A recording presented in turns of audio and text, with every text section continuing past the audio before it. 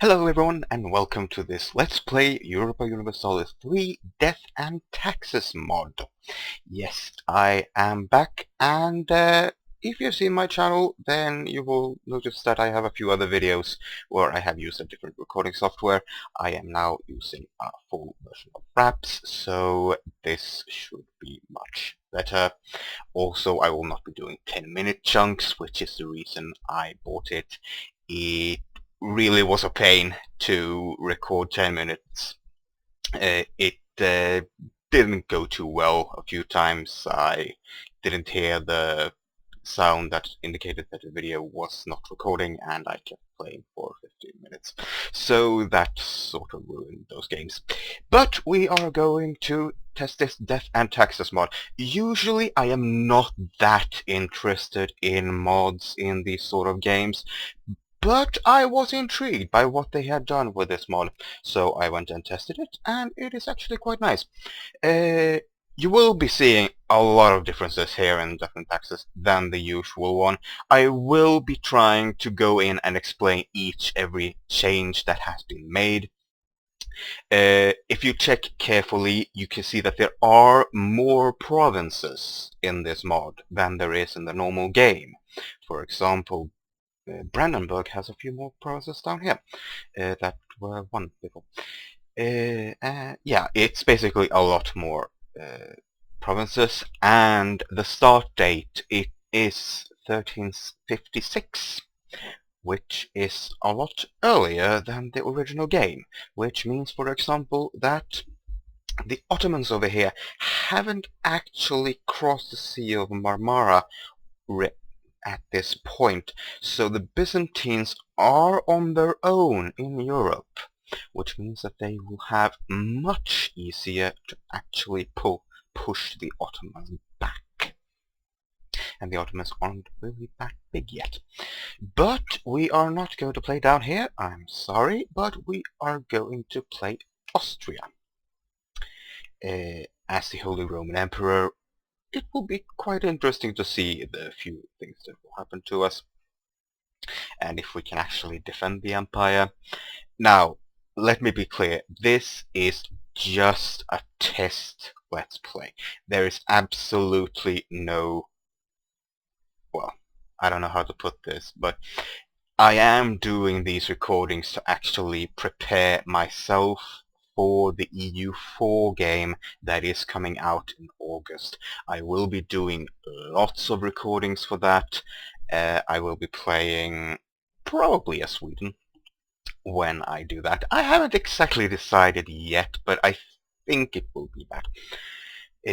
So if you are looking forward to that, then you might want to check onto this channel in a few weeks' time when EU4 is out, because that is going to be pretty darn impressive. But for now, we are going into Austria.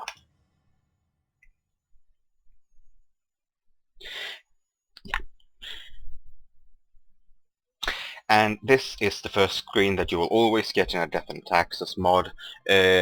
Always click default settings. You don't want the other mods. I haven't really tried them, but I don't like the sound of them. So default settings it is, and we are securing the imperial border. And that means... we have to get Burgundy on our side. Good. First of all, you will see that the map is quite different in terms of land. When you check this normal map, we're not going to be in this map mode for long because we're going to do political. Here it is more similar, but as you can see, there are a lot more provinces hanging around. And I think that yes, we have a vassal here, but we are going to let him stay that for now. I actually want Bohemia as my ally. I have done a few test games of this before, and you can only ally with either Bohemia or Hungary. And the one you don't ally with will be pissed at you. For anything you do, they will be pissed. So, that over, we are just going to check a few things here. Yeah, I can do this from the start. First of all, one of the things that has changed in Death and Taxes is the buildings. If you remember that the church in normal EU3 mode basically was stability cost lower. Here it actually has both a tax modifier plus 10% and a reduced stability cost, which is really nice for the price it actually has. All these buildings have added extra modifiers to them. I am going to mouse over a few of them here, and you can guess that the higher up the better. You will get a supply limit from the armory. Docks is the most changed. It is actually, yeah, improving tariffs is the most changed. That you will basically only want to build docks in your colonies, because somehow you double your tariffs if you build full, or if you build a grand shipyard. No, wait, that one doesn't. Let's see here. 10, 10, 20, yeah, so 40% more tariffs from your colonies if you have a shipyard, which is quite substantial because they don't really produce that much. Constable, and that is just production. There's some tax there, but that's it. And marketplaces is local trade worth and movement speed in road. So yeah, they have singled out these so that they actually do that sort of thing, that you get trade there, you get production here, you get your navy here, and so on. I actually noticed for the first time that these don't actually line up properly.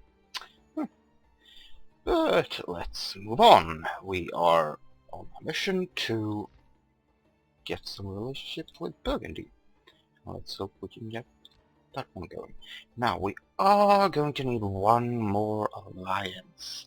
I think that Bavaria is going to be very good for that. And let's not start. Manpower plus 10%. Yeah, we can have pretty much as many as we want to. Oh god, yes, that one is so good. I am going to explain why I'm picking these expensive ones. But army tradition, no. Yeah, we are going to need him. We have an heir, that's decent. Could have better, could have worse. But the reason I am picking this straight off, it's not something you usually do in U3, because you can always get new ones, and well, not that much better than that one, I admit, but yeah, about as good. Oh yeah, there's one thing more here that I see that is different to Death and Taxes, is that the land tech cost modifier is reduced with this. All these tech modifiers, guys, will not only be giving you a tech investment, they will be reducing the max cost that you need to tech up. Because these guys are invaluable at the start of the game. I mean, I'm getting plus 18 from this guy. Let's go check land. I'm doing 3.8 from budget, and that's the normal budget. I haven't boosted this in any way. Ruler 6 and him 18. I mean, that is insanely good. It's 200% more tech into this. My god. Yeah. So we are getting some inflation from our gold mines. We are Austria, we have a lot of gold mines, but we will also be making a lot of money. Now let's see, we are going to drag that down a little bit and enable, nope, we don't have one. Let's see, do we want this? No, we don't need any missionaries yet. We don't have any ideas, but we are going to push centralization. No, of course. just as we drag down our maintenance, which was that. Yeah, we are just assigned a leader. We don't have one, so yeah, those will be fine. Let's see here, we are not changing that one yet. This is exactly the same. Now, here, this screen. This one is one of the most changes to death and taxes. I understand why they did it, but I'm not entirely sure it is a bad change, in fact.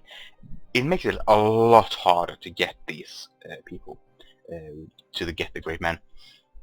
Because as you can see, I can't commission a painting. I can't just click this because I have an magistrate. Because it actually requires me to have an artist. I must have this great man in my court to be able to purchase paintings. Which sort of makes sense that you need to have an artist to paint good pictures. But the change is also that you lose prestige for every click. What you lose 1 prestige, and you must have 10 prestige to click this. Also, you lose 5 buckets that I don't think you lost earlier. So you need some money. But now I am going to introduce my heir. Gain prestige, lose some money, but legitimacy, prestige, tradition, oh yes. National epic, yes please. Yeah, that was it. We will do that later. And now I'm actually gaining, so yeah, that's good. These are, some of these have been added. I think from Austria-Hungary has been added. That is especially when you have conquered all of Hungary.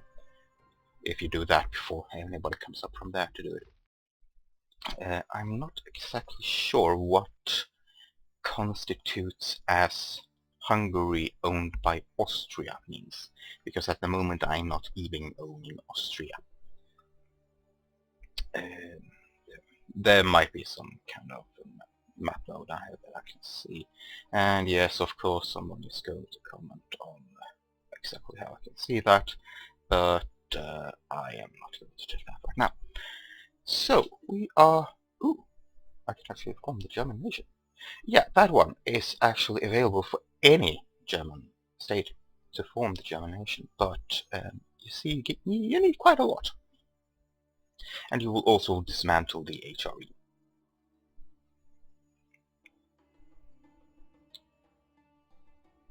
You must be the emperor, you must have maximum authority, there must only be one member. Well, one of these must be true. All of the following must be true. Oh, you need to be the emperor and have the authority, or there is only one member of the HRE. Which I think is probably easy to get the authority of 100. But the other ones are changed. All of these decisions are changed so that you don't need actual provinces. You don't need this, and this province, and this, and this to form Germany. Same one goes for the Scandinavia, that you actually just need a set amount of provinces around Scandinavia to form it. I have actually been able to ask Sweden to PU Norway and then integrate them, and as soon as I integrated them I got the chance to form, because if you integrate your culture you actually get cores everywhere. Well, everywhere your culture is. But as we can see, the 100 Years' War is raging, and the English are good at the moment. We'll see how that goes. But, oh yes, also, as many of you will already have noticed, the pause button looks like this now. It doesn't actually say pause, it just says Bethlehem, Texas. So let's begin.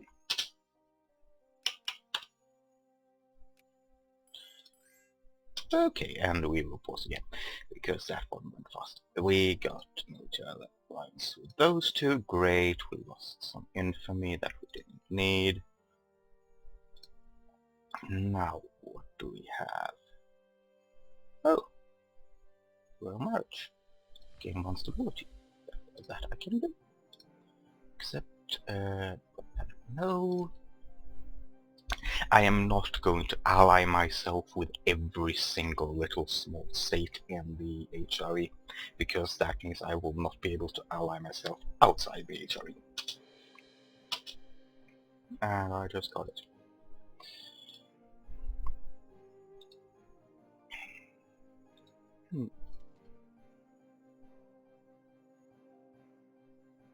Oh, you claim the Imperial Crown. I'm not the Emperor. No. Bohemia is. Let's see, Bohemia is never going to back anyone but themselves. Brandenburg is not going to back anyone but themselves, but yeah, these can be... let's see. Small gifts. Now, that one is... I know... oh, diplomats. Damn.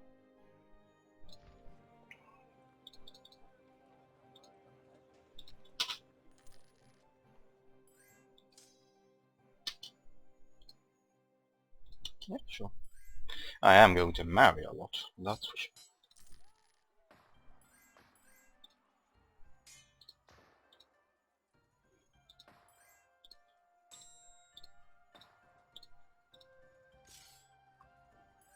And this battle is going decently. Oops. Stop. This is a defensive war. Sure. Now we just took leadership. Okay. Let's see here. More marriages. Yeah, we're gonna choose them now.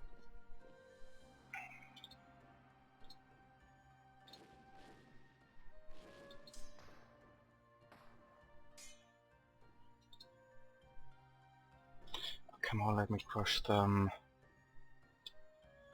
Let's see here. How we decide to match map mode.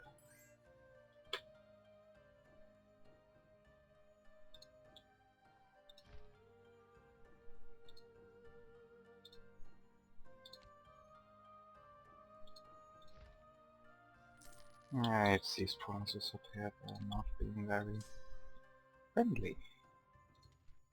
So let's, yeah, that's next.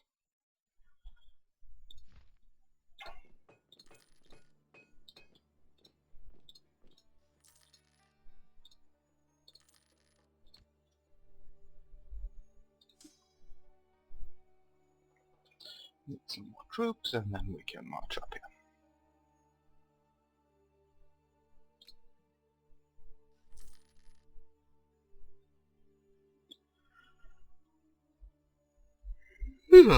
Excuse me.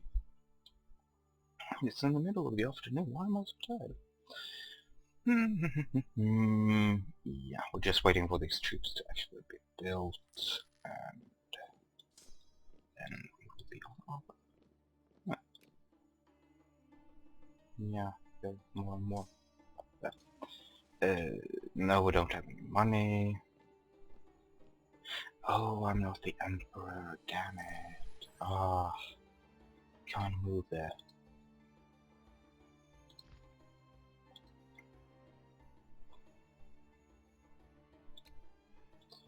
We offer a defeat, no.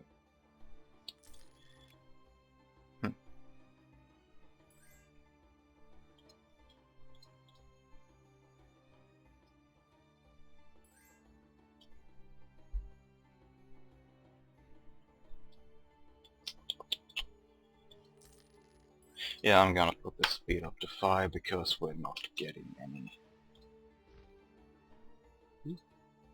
Like it? Yeah, we're back. Let's see. How bad is this recording going to be when I have it at this speed?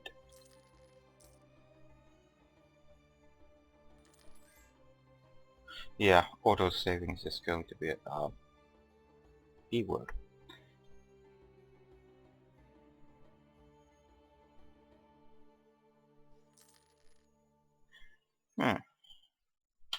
That's interesting. If I run this game on max speed, I am getting really bad FPS, which I think you just saw. And that's not good.